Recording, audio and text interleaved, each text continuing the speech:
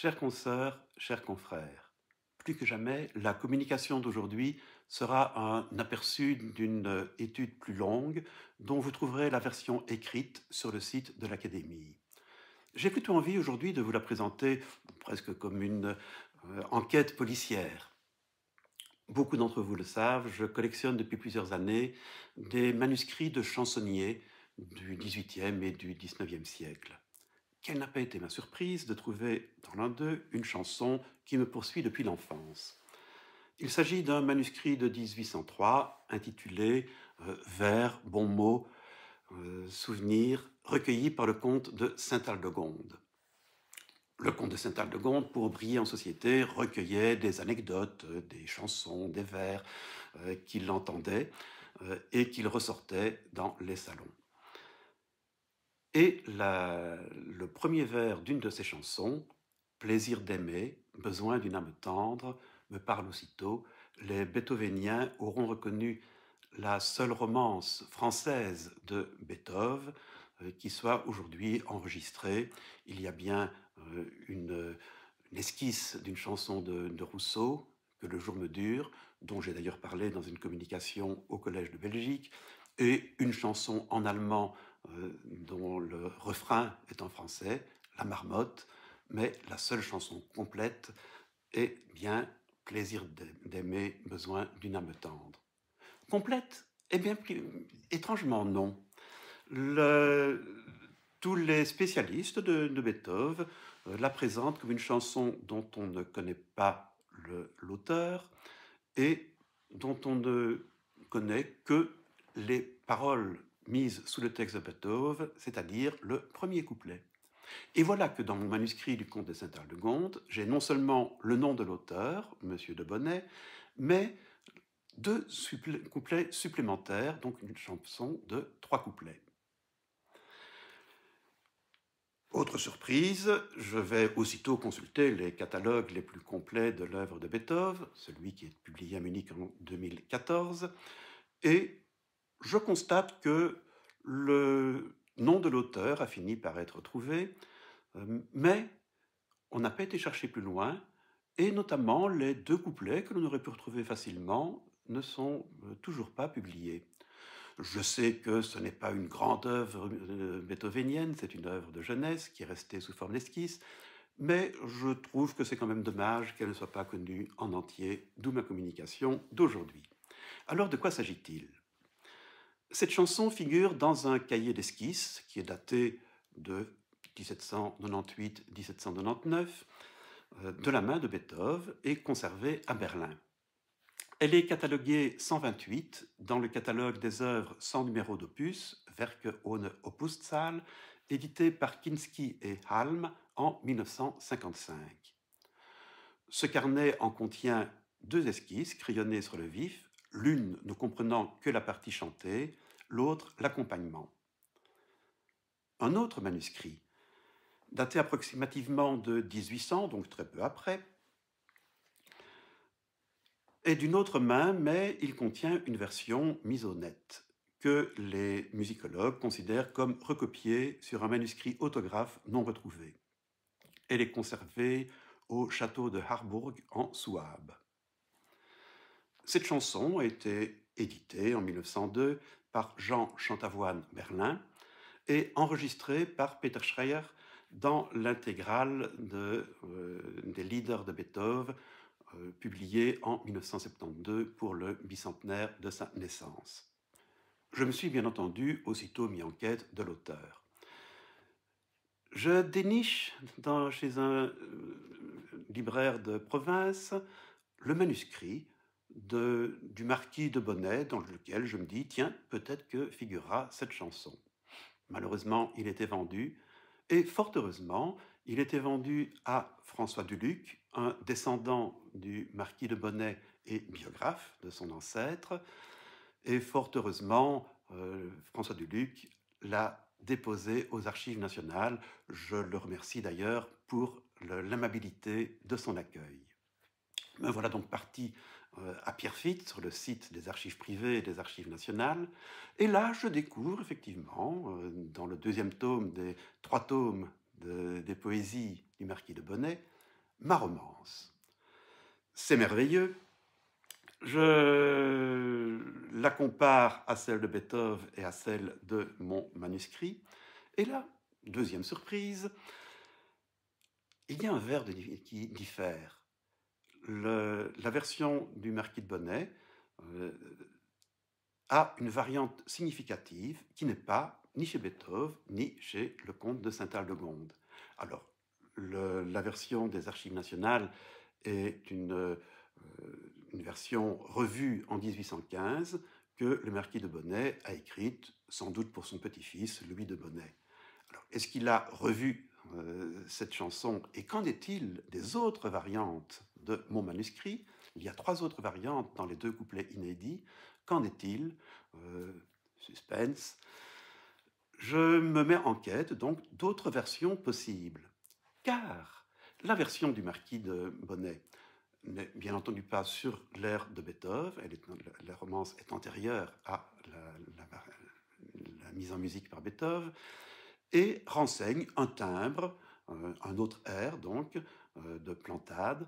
Donc, je me mets en quête des autres musiques possibles de ce poème dans le répertoire international des sources musicales, le rhythm, extraordinaire instrument.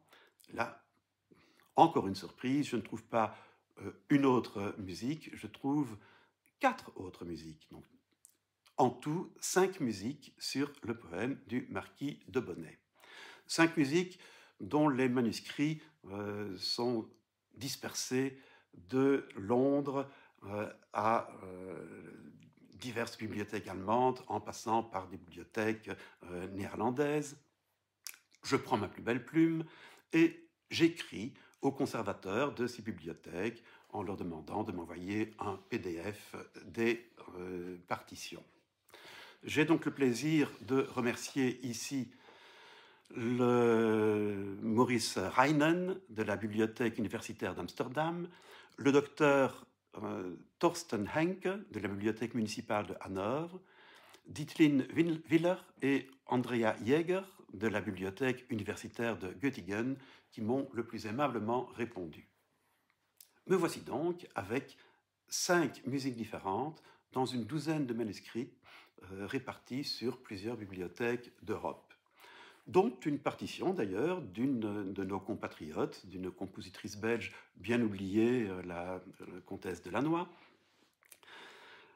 Et je me demande quel est le texte qui a circulé à l'époque de Beethoven. Bonne surprise, toutes confirment la variante que l'on trouve chez Beethoven et dans mon manuscrit au premier couplet, mais les 3 autres variantes qui sont dans mon manuscrit ne figurent pas dans les autres versions qui sont conformes à celle du marquis de Bonnet. Que s'est-il passé sur sur une série de chansons qui circulent souvent oralement? Les petites variantes ne sont pas rares. En l'occurrence, certaines de ces variantes, les variantes du comte de Saint-Aldegonde, me semblent plutôt améliorer le texte. Je le discute dans ma version écrite. Il s'agit donc de ce qu'on appelle un copiste intelligent qui a modifié un petit peu, qui a voulu améliorer un petit peu le texte qui lui a été transmis. Quoi qu'il en soit, la version officielle, celle qu'a dû probablement connaître Beethoven, est celle du marquis de Bonnet avec la variante du premier couplet. Je ne vous ferai pas patienter plus longtemps. Voici donc la chanson de Beethoven sur le poème du marquis de Bonnet. Le premier couplet, j'aurais voulu vous le faire entendre par Peter Schreier, mais comme la conférence sera sans doute diffusée sur Internet, je ne peux pas me le permettre. Vous aurez droit aux 3 couplets, le couplet connu et les 2 couplets inédits, tout simplement par votre serviteur dont la voix est nettement moins professionnelle que celle de Peter Schreier. Plaisir d'aimer, besoin d'une âme tendre que vous avez de pouvoir sur mon cœur. De vous, hélas, en voulant me défendre, je perds la paix sans trouver le bonheur. Je perds la paix sans trouver le bonheur.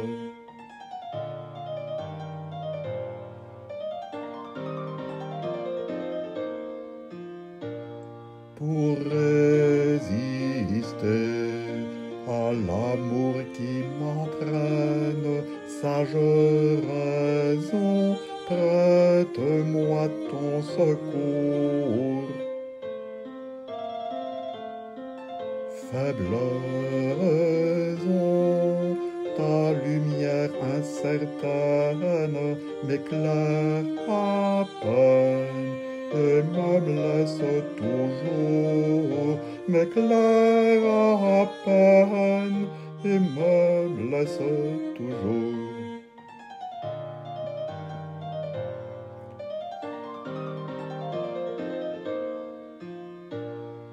Tendre amitié, venez tarir mes larmes, calmer un cœur qui n'espère qu'en vous.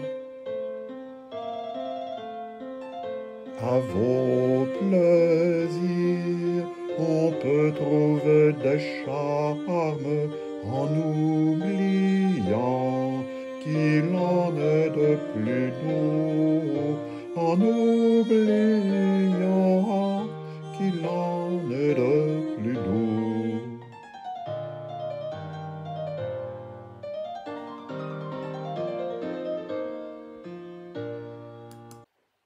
Ceci nous pose tout de suite une question.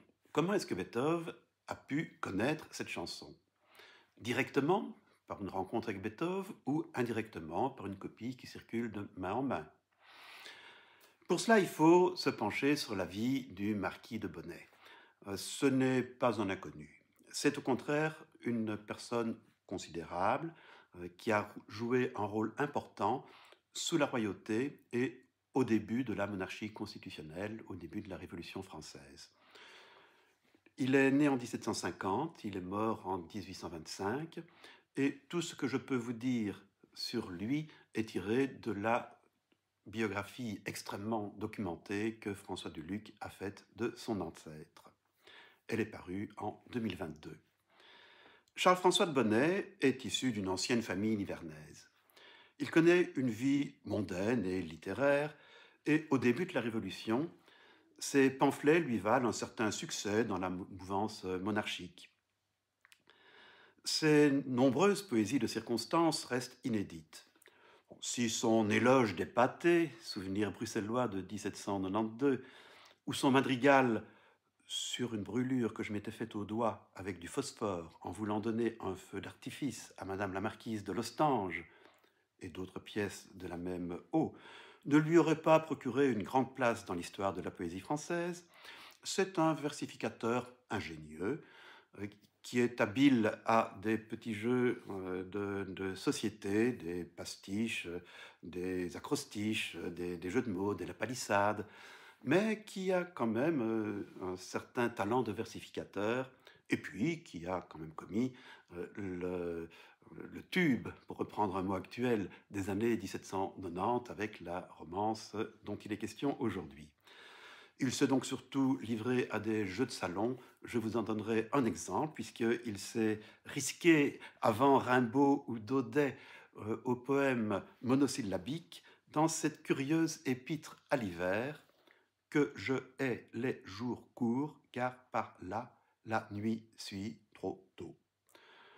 Un poème qui n'est peut-être pas d'une grande envolée littéraire, mais qui est bien de circonstance. Il a parallèlement une longue carrière militaire sous Louis XV, sous Louis XVI, et lorsque sont convoqués les États généraux, il est élu député de la noblesse pour les bailliages du Nivernais et du Donziwa. Il participe activement aux travaux des assemblées qui se succèdent, et notamment à la rédaction de la Déclaration des droits de l'homme et du citoyen, dont il est, selon l'expression de François Duluc, un père oublié. Il fréquente alors les cercles monarchiques et collabore au journal pamphlétaire Les Actes des Apôtres, dont le collaborateur le plus connu aujourd'hui est Rivarol. Il s'en éloigne lorsqu'il est élu président de l'Assemblée nationale constituante en avril 1790. Il pense même à fonder son propre hebdomadaire satirique, le journal en vaudeville des débats de l'Assemblée nationale. Il s'y propose de rédiger les comptes rendus de l'Assemblée nationale en chansons. Pour vous donner le ton de ce journal et l'esprit de Bonnet, voici comment le docteur Guillotin aurait présenté son invention à la séance du 6 décembre 1789, la guillotine vue par Guillotin. C'est un mécanisme nouveau d'un effet admirable. Je l'ai tiré de mon cerveau sans me donner au diable. Un décollé de ma façon, la faridondaine, la faridondon, me dira monsieur grand merci biribi, à la façon de Barbarie mon ami. Tout change avec la fuite de Varennes en 1791. Le marquis de Bonnet est soupçonné d'avoir aidé le roi dans sa tentative de fuite à l'étranger et peu après, il émigre à Bruxelles, à Liège, à Cologne pour rejoindre les frères du roi à Coblence. Lorsque Louis XVI est guillotiné, il se met au service du futur Louis XVIII et devient même son principal conseiller en 1803. Sa carrière s'officialise à la Restauration et il finira gouverneur du château de Fontainebleau. Ce qui nous intéresse dans le cadre de cette communication, c'est la façon dont Beethoven a pu prendre connaissance de sa romance. Or, il se trouve que le marquis de Bonnet a été ambassadeur à Vienne entre décembre 1797 et septembre 1803. C'est précisément l'époque où Beethoven écrit la musique de cette romance. Entre 1795 et 1799, Beethoven habite dans la Kreuzgasse. Sans doute voyage-t-il beaucoup, mais durant ces périodes viennoises, il fréquente la haute aristocratie et même l'ambassade de France. Ah, l'ambassade de France! Bon, ne nous emballons pas. Il y a alors 2 ambassadeurs de France à Vienne. Bonnet est l'ambassadeur du futur Louis XVIII, mais il y a officiellement une ambassade du Directoire, dont l'ambassadeur est Bernadotte. Et connaissant les opinions progressiste du jeune Beethoven, c'est l'ambassade de Bernadotte qu'il fréquente plus volontiers. Mais Beethoven est aussi un familier de la haute aristocratie polonaise et russe, où le marquis de Bonnet a aussi ses entrées. C'est sans doute ainsi qu'il a pu entrer en contact avec ou le marquis, ou plutôt une version écrite de la romance. Car la romance de Bonnet a un véritable succès à Vienne dans cette période. On s'en rend compte à une série de variations, sinon de pastiches, qu'il écrit autour de cette romance. Pour le Prince de Ligne, il écrit par exemple une chanson que celui-ci adressera à une dame restée anonyme sur l'air de Plaisir d'aimer. Or, c'est à Vienne en 1798 que les 2 hommes se sont rencontrés. Pour Mademoiselle de Walterkirchen, qui appartient à la haute noblesse viennoise, Bonnet écrit sur le même air des couplets sur la lune. Il se fend aussi de plusieurs pastiches qui restent dans le même thème, mais dans plusieurs cultures différentes. Vienne est une ville cosmopolite et on peut se demander si cet amour à la française aurait du succès par ailleurs. Eh bien, le marquis de Bonnet va proposer de le mettre dans la bouche d'une Miss anglaise qui ne connaît pas l'amour, ou d'une comtesse russe qui connaît l'amour, mais qui est respectueuse de son devoir conjugal, ou d'un Turc qui, lui, est totalement insensible à ce jargon venu d'Europe. Ce ballet des nations renvoie bien à cette cour cosmopolite de Vienne où l'on se demande comment réagiraient d'autres peuples face à cet amour à la française. Tout ceci donc nous montre que Plaisir d'aimer a été à la mode au tournant du XVIIIe et du XIXe siècle à Vienne.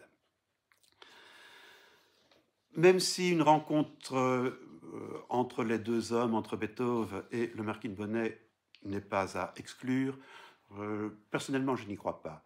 Je n'y crois pas non seulement à cause des divergences politiques entre eux, mais surtout parce que lorsque le marquis de Bonnet recopie ses poésies en 1815, Beethoven est une gloire internationale. Et si il avait eu connaissance d'une musique composée par Beethoven sur son propre poème, je pense qu'il l'aurait signalé. Cela nous pose une autre question. Peut-on être sûr que Beethoven, lorsqu'il gribouille quelques mesures sur un carnet d'esquisse, est bien l'auteur de la musique? Est-ce qu'il ne l'a pas entendu ou vu quelque part? L'hypothèse est improbable, c'est sans doute lui qui l'a composé, mais il faut envisager toutes les possibilités.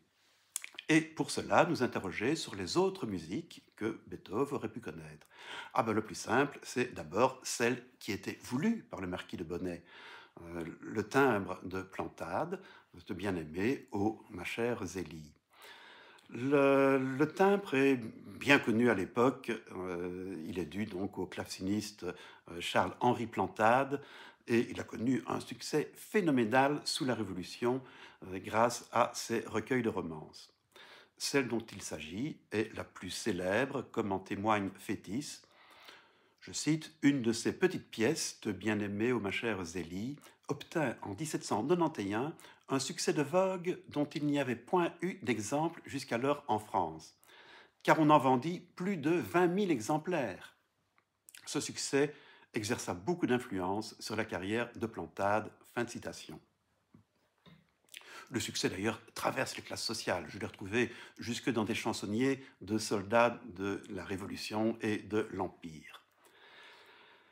Il est par ailleurs adapté à la harpe en 1800, donc dans un milieu social beaucoup plus cultivé, et il figure dans la clé du caveau que tous les chansonniers de l'époque, à partir de 1811 en tout cas, ont dans leur bibliothèque. Voilà donc ce que donnerait la romance sur ce timbre de Plantade, voulu primitivement par le marquis de Bonnet. Plaisir d'aimer, besoin d'une âme tendre que vous avez de pourvoir sur mon cœur. De vous, hélas, en voulant me défendre, je perds la paix sans trouver le bonheur. Outre Beethoven et le Plantade, le marquis de Bonnet a connu 3 autres musiques pour cette romance. La plus ancienne est celle du chevalier de Monlivaud en 1794, une autre est due à la comtesse de Lannoy en 1798 et la troisième par un compositeur anonyme à la même époque. Celle de Monlivaud, avec accompagnement de piano, a été imprimée à Londres en 1794. Elle est conservée dans 3 bibliothèques. Je n'ai pu avoir que l'exemplaire de la bibliothèque de Bonn, hélas amputé des dernières mesures. Plaisir d'aimer, besoin d'une âme tendre, vous avez de pouvoir sur mon cœur. De vous, hélas, en voulant me défendre, je faire la paix sans trouver le bonheur. La version chorale pour 2 sopranos et une basse est contenue dans 5 manuscrits. 4 sont conservés à Hanovre, mais ils viennent de Rome, où ils ont été confiés à un collectionneur allemand. Une version précise même qu'elle a été transmise par la comtesse de Saint-Aulaire, femme de l'ambassadeur français à Rome, ce qui nous donne une belle transmission de Paris, la comtesse Saint-Aulaire, à Rome, où son mari est ambassadeur, où elle est confiée à une chorale allemande, et qui la ramène, et un collectionneur allemand la ramène dans une université allemande. Tout cela donne une idée du succès de cette version, qui est mise au répertoire de plusieurs chorales, et cela nous donne donc une autre dimension à sa transmission dans les années 1830, donc une trentaine d'années après le grand succès de cette chanson. Car la 5e version nous permet de préciser un petit peu la date. Elle est conservée à Göttingen et précise une transmission par la grand-mère d'une certaine Mina Baselli. Une grand-mère, nous sommes encore dans les années 1830, peut-être 1840, une grand-mère, cela nous ramène à l'époque, début du 19e siècle, où la romance est particulièrement à la mode. Voilà donc ce qu'elle donnerait. Vous m'excuserez de n'avoir pas pu chanter les 3 voix, c'est mon petit logiciel musical qui vous la fera connaître.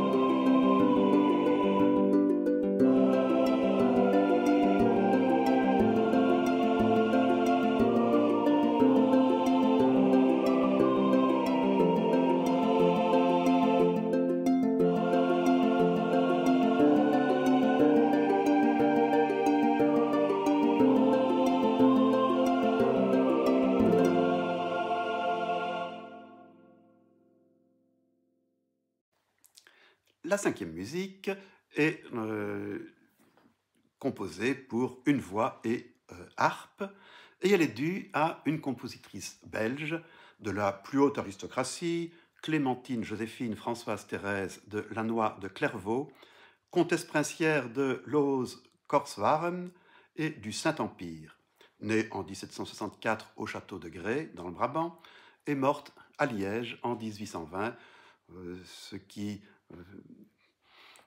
fait quand même un petit peu plaisir aux Liégeois que je suis. Elle est morte ruinée après la confiscation de ses biens lors de l'annexion des provinces belges à la République française en 1795. Et c'est sans doute à cette époque qu'elle s'est exilée dans les pays germaniques, puisque c'est à Berlin qu'elle publie un recueil de romances dans lesquelles figure la romance Plaisir d'aimer. Voici donc cet air d'une de nos compatriotes. Plaisir d'aimer, besoin d'une âme tendre que vous avez, de pouvoir sur mon cœur, de vous, hélas, en voulant me défendre, je perds la paix sans trouver le bonheur. Je perds la paix sans trouver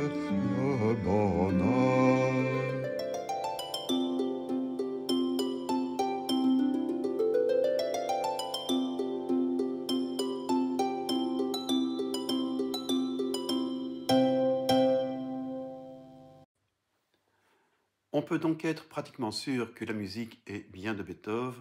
Le répertoire international des sources musicales est très complet. S'il y avait une autre musique sur le même air que celui noté par Beethoven, on l'aurait très probablement retrouvé quelque part. Outre le fait que, mais ça c'est une opinion personnelle, la qualité est plutôt dans cette version. Bien sûr, il n'a pas mis tous les couplets, bien sûr, il n'a pas mis le nom de l'auteur, mais c'est une désinvolture que l'on retrouve ailleurs dans les carnets d'esquisses de Beethoven. Je vous avais parlé de la chanson de Rousseau, Que le jour me dure. Il ne note là aussi que le premier couplet, pas de nom d'auteur non plus, et quelques fautes de retranscription du poème en français. Quoi qu'il en soit, nous avons une fourchette beaucoup plus sûre pour la datation du poème. Terminus Aquo, 1791, la romance de Plantade sur laquelle Bonnet va écrire son texte.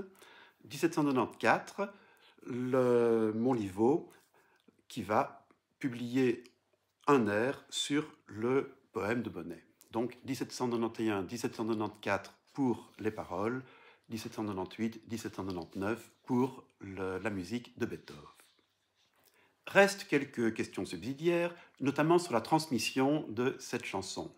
J'ai mis quelques hypothèses dans la version écrite, mais je vous entretiendrai juste ici de celles qui concernent le manuscrit du conte de Sainte-Aldegonde. Pourquoi? Parce que c'est le seul, avec l'édition du Chevalier de Montlivaud, à donner le nom de l'auteur, ce qui peut laisser penser que Bonnet et Sainte-Aldegonde se sont rencontrés. Or, historiquement, c'est bien le cas. Ils ont tous les deux siégé en 1789 aux États généraux. Sainte-Aldegonde comme député du bailliage d'Avesnes et Bonnet comme député du bailliage du Nivernais.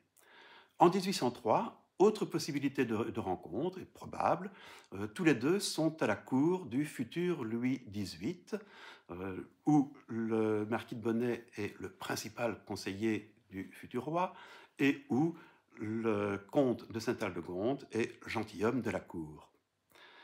La chanson ayant été composée entre 1791 et 1794, et le manuscrit de Bonnet étant de 1803, la transmission, si elle est directe, peut avoir été effectuée à l'une ou l'autre de ces rencontres. Et vu que le comte de Sainte-Aldegonde notait chaque année les anecdotes et les poèmes qu'il voulait garder en mémoire, j'opterais même plutôt pour 1803. Autre question que je me suis posée sur cette romance, pourquoi Beethoven l'a-t-il choisi parmi les milliers de chansons françaises qui circulent et qui sont à la mode, alors qu'il n'a mis en musique que très peu d'entre elles et qu'il n'a été au bout que de celles-ci? Le thème est alors bien classique, c'est une chanson d'amour déçu. Oui, mais c'est à cela que l'on peut penser en ne retenant que le premier couplet. Les trois couplets donnent plutôt une vision différente, c'est une ode à l'amitié contre l'amour. Le thème est un petit peu moins banal, mais il est bien attesté à la fin du XVIIIe siècle. Effectivement, la génération qui avait vu avec Diderot un peu de testicules dans nos sentiments les plus sublimes commence à avoir une vision plus épurée de l'amour.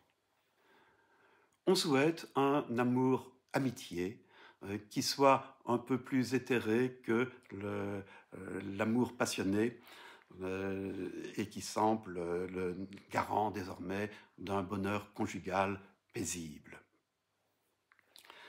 Le trio amour, raison, amitié, que l'on trouve dans les trois couplets de notre chanson, fonctionne alors un peu comme le fameux triplet dialectique, thèse, synthèse, antithèse. L'amitié finit par former une synthèse harmonieuse entre les feux dévorants de l'amour et la froide raison. Sans vouloir exagérer non plus une comparaison musicale, notons qu'à la même époque, la forme sonate est à la mode et qu'elle permet également une synthèse entre deux thèmes opposés qui sont exposés dans deux tons différents, la réexposition faisant la synthèse entre les deux tons. Finalement, l'amour conjugal n'est-il pas une perpétuelle recherche d'harmonie? Tout ceci peut paraître bien intellectuel. Les déboires de l'amour déçu continuent à affliger les jeunes filles, même avec la réintroduction du divorce, et le triplet dialectique n'est qu'un jeu d'esprit qui amuse les salons. Une chanson du chevalier de Boufflers, le plus charmant chansonnier de la fin du XVIIIe siècle, montre comment ce thème est exploité à l'époque classique.